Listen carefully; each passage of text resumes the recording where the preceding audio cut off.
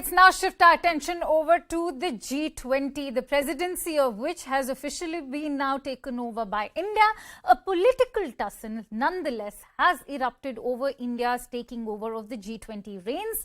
Senior Congress leader Jairam Ramesh has now tweeted and attacked the centre. Jairam Ramesh tweeted out and said, and I quote, "Previous presidents of G20 have been USA, UK, Canada, South Korea, etc. None of these countries staged a high-voltage drama as is being done around India becoming president of G20 for a year." After calling the takeover a high-voltage drama, Jairam Ramesh called Prime Minister Modi an event manager. Let's also listen in to what the BJP's Shehzad Poonawalla has to say.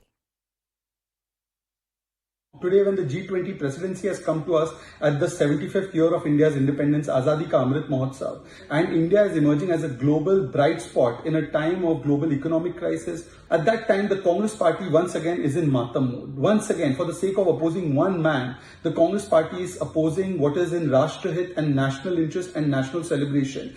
The Congress party once again, which considers only the parivar to be everything and does not consider the people to be anything, that puts Dal Hit above Desh Hit. This shows the mindset of the Congress. All right, for more details, let's quickly go across to our political editor, Pallavi Ghosh, who's joining me on the phone line. Pallavi, important to talk about how for India, this entire leadership of the G20 is an important opportunity to make a concerted effort or push for the global south. But by quoting US, UK, Canada, South Korea, isn't Jairam Ramesh diluting the significance of such a massive event that should only bring pride to our country? Yes, and not only this, it's going to boomerang on the Congress party because once again this whole narrative will be pushed that anything which are movements of pride for a country is always underestimated or undermined by the Congress party. And I'm sure the BJP is already making it an issue and they will make this an issue. Maybe Jairam Ramesh is correct that this is normal, it was our turn. But the fact is that we also as a country, and especially as a third world or emerging developing country, at least, and India consider ourselves to be a developed country, we see this as an opportunity where we can showcase our strength. This is what the Prime Minister had written in his article, but more than that, the American President Joe Biden had also said that we have huge expectations from India. See, if you look at our neighborhood, if you look at many other countries, India certainly seems to be going ahead, and we are talking about a self-reliant or Atmanirbhar country at the same time occupying an important space globally. And therefore, the G20 presidency is being looked at by our government, by our country, as an occasion to rise above and also be on the same platform as the developed countries as well. So when the Congress party starts questioning this occasion on what is there to celebrate, it will just give ammunition to the BJP. Absolutely. In fact, what does it speak of the Congress party to mock the PM for playing host to this global multilateral grouping, which for India, by the way, is a first as far as an event of this scale is concerned? You know, we were talking about this earlier. In 2014, when the Congress lost miserably, there were many who came out with an internal report. And one of the points which was mentioned in the internal report is that the Congress has always been on a back foot as far as the issues of nationalism is concerned and national security.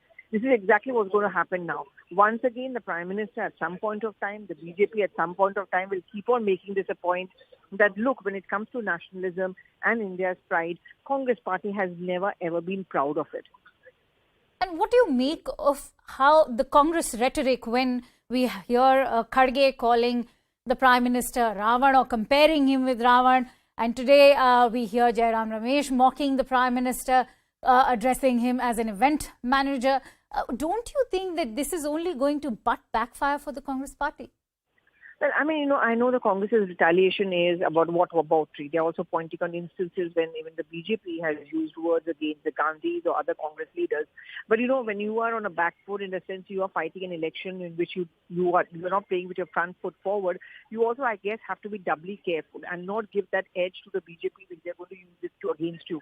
That's happened in the case of the use of the word Ravan, and that's also going to be happening in the use of the word G20 and pulling it down. We're looking at phase 2 of Gujarat elections, and phase 2 is also a large number of urban pockets, very aware people, lots of young people, large number of first-time voters, and that's what the BJP is bound to use this narrative against the Congress.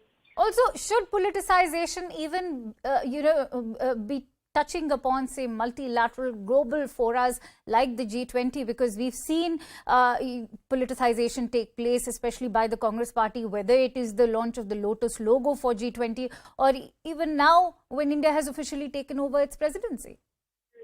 I mean, many within the Congress party had also raised an objection to the fact internally that why are we questioning the G20 logo? Lotus is not something which should be seen as only synonymous with the BJP's electoral slogan. It is a part of India's ethos and also our national flag. Not everyone is in sync with that criticism of the G20 slogan. So it's not that within the Congress party there are no voices against it. I mean, there are young voices against it. There are silent voices against it. And I'm sure Jairam Ramesh's comments on the G20 is something which many people would not want to be agreeing with, even within his own party. Absolutely. In fact, I would also like to refer to what BJP spokesperson Sudhanshu Trivedi had to say. He had in fact said that the opposition party should know that the lotus is the national flower which was selected by the Congress government itself. And by doing so, they are not respecting the decisions that were made by their own ancestors. I'm just going to be waiting for the Prime Minister's campaign, really. I mean, does he make a reference to the fact that the Congress has run down on G20 and saying that India doesn't have a reason to be tom-tomming it or the government should not be flaunting it? Mind you, we are celebrating G20's presidency at a national level. There are many opposition-ruled states also, for example, in West Bengal, where monuments and installations have actually been illuminated. That is going to be seen as a moment of pride, and this is something which political parties like the TMC, JDU, who despite being in opposition to the BJP, do understand that why you should not be getting caught on a wrong foot on this topic. Absolutely. Many thanks to you, Pallavi. In fact, I'll quickly now go across to Mr. R.P. Singh of the BJP, who's joining us on the phone line. Mr. Singh, should an international global event of such a scale, such as G20 and its presidency, which should only bring pride to India at a moment when it's giving India the opportunity to become the global voice for South Asia, should such an event be politicized and be used as a forum to denigrate the Indian Prime Minister? Well, it's an event which for everyone has to be proud of. It's a big thing which has happened for the country. I mean, I remember when Narendra happened, Mr. Gandhi used to have done the same Commonwealth game, Asian game. There are events or occasions when country has to be proud of. Why to belittle it? Why to belittle something which is which gives sense of pride to the nation? But that's how Congress is. For sake of opposing Prime Minister, they go to any extent, to extent that which can harm the India's interest.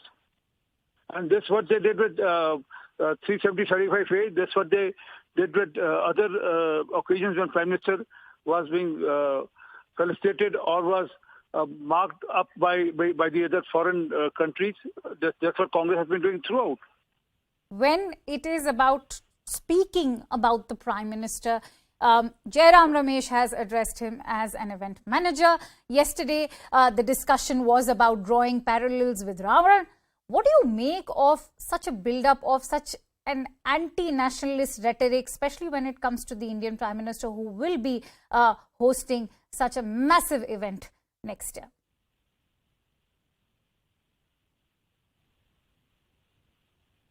Mr. Singh, can you hear me? Come down. All right, we seem to have lost the line with Mr. Singh.